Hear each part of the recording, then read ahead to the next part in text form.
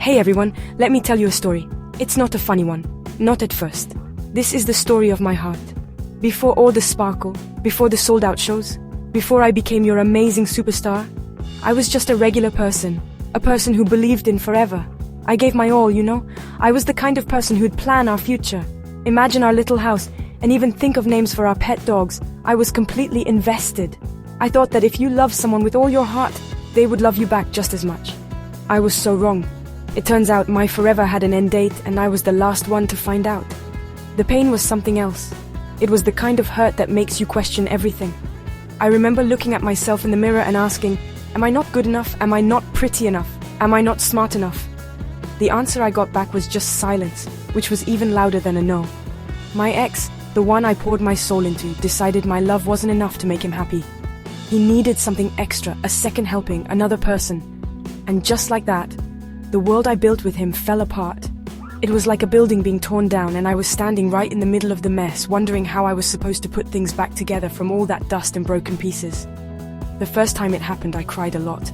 I thought it was a mistake, just a one-time thing. So I forgave. I tried again. But then, it happened with the next one. And the next. It was like a pattern, a bad spell. It felt like I was stuck in a scary movie where the monster is being cheated on, and it just keeps coming back for another part. Each time, they would tell me they loved me. They would say all the right things, do all the big romantic gestures. But their actions told a different story. A story where I was just one of the characters, not the main star. It was a painful, repeated lesson that being loyal is a very special gift that you can't expect from cheap people. So there I was, heartbroken and feeling let down. I felt like a beautiful vase that had been dropped too many times. You can glue it back together, but the cracks will always be there. I realized that my idea of love was wrong. I was looking for a happy ending in a world full of surprises. I was searching for one true love in a sea of people who were just looking for their next option. The pain was huge, but you know what they say. What doesn't kill you makes you stronger. Or in my case, what doesn't kill you makes you rethink your whole life plan. And honey, a new plan was definitely needed. After the final end of my last sad relationship, I had a big realization. I was sitting there eating a whole tub of ice cream when it hit me. Why am I crying over one person who couldn't be loyal? Why am I letting one person's inability to love me right make me feel less worthy? That's when I decided to stop being the victim in my own life story. I stood up, wiped my tears, and looked in the mirror again. This time, I didn't ask if I was enough. I told myself, you are more than enough. You are a superstar. It was time to take back my power. It was time to love myself first, loudest and proudest. My new way of thinking became simple.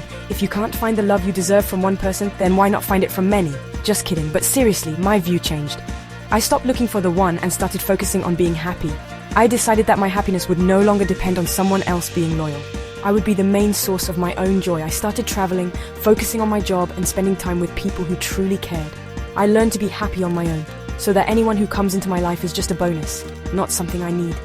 I became my own happy ever after. This journey of loving myself led me to a new idea. What if having only one partner isn't the only way to be happy? We are taught that we need to find one person to make us complete.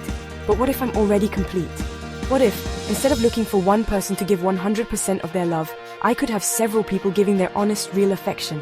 It sounds crazy, I know. But is it crazier than being with one person who gives you 50% love and 50% lies? I don't think so. I'd rather have many honest connections than one dishonest promise. So I set a new goal for myself. A life goal. Forget the fairy tale wedding. Forget finding Prince Charming. My new dream is to have 1,000 partners by the time I'm 40. Yes, you heard that right. 1,000. It's not about collecting people. It's about collecting beautiful moments and real connections. It's about creating a life so full of love from so many different sources that the absence of one person will never leave me empty again. It's my amazing plan for a life that can't be broken by heartbreak. It's my heart's revolution and everyone's invited to watch. Let's talk about marriage and having only one partner. For many, it's the biggest goal. The perfect house, the 2.5 kids, the matching pajamas. And that's wonderful for them. But for me, the idea of promising to be with only one person for the rest of my life feels like a trap. After being cheated on, the thought of putting all my feelings in one place is scary. It's like putting all your money in one company that has a history of failing. Why would I do that to my heart? Why would I sign a paper that has been broken so many times before, not just for me, but for so many people I know? My problem isn't with love itself. I love love. I think it's the strongest power in the world. My problem is with the rules we've made around it. Having only one partner asks for loyalty, but it doesn't always promise honesty. People promise forever, but their actions shout just for now. I've seen it too many times. The secret messages, the hidden notes, the work trips that are anything but. It's a game of hide and seek that I no longer want to play. I'm tired of being the one looking, always searching for signs of being cheated on. I'd rather play a different game, one where everyone is open and honest. This is why the idea of having many honest relationships, polyamory if you want to get fancy, is appealing to me. Imagine a setup where everyone is honest. If you like someone else, you can talk about it. There are no secrets, no lies, no other people hiding in the shadows. It's a relationship built on being totally honest and talking things out. To me, that is so much more loving and respectful than a traditional relationship that is secretly full of lies.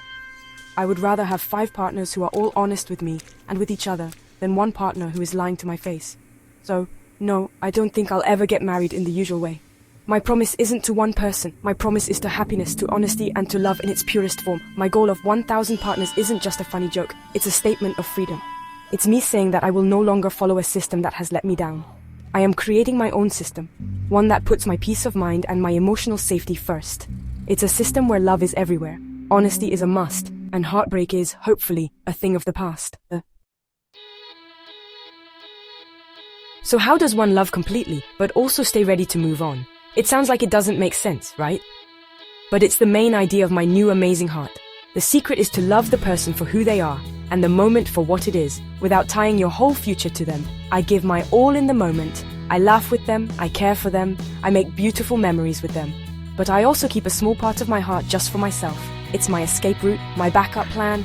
It's the part that reminds me that if this ends, I will still be okay. I will still be complete. The goal of 1,000 partners is my shield. It's a way of saying that my life will be so full of love that no single loss can completely crush me. If one partner leaves, I still have 999 sources of affection and support. It's like spreading out your money so you don't lose everything if one thing goes bad. You don't put all your savings in one bank, right? So why would you put all your love in one person? This way, I can love freely and without fear. I can be open without being easily broken. I can open my heart without the fear of it being smashed into a million pieces that can't be fixed. It's about building an emotional support system that is as big and as strong as my ability to love. The most important lesson I've learned through all the tears and laughter is this. You are the main character of your own life. You are the lead star, the director, and the producer. Don't ever give someone else the power to write your ending. You decide who gets a role in your movie, and you decide when their scene is over. Your happiness should be your own show, and if people want to leave the show, let them. The show must go on, and it will still be a huge hit because you, my dear, are the star. Don't you ever forget that. To all the young people out there who are just starting their journey with love, please listen to your big sister Vice. Love hard, but love smart. Trust, but always trust yourself more. It's okay to get your heart broken. It happens to the best of us. But don't let it make you bitter. Let it make you wiser. Let it teach you what you will and will not accept. And remember, whether you choose to have one partner or 1,000, the most important relationship you will ever have is the one you have with yourself. Make that one a love story for the ages. Now go out there and be amazing.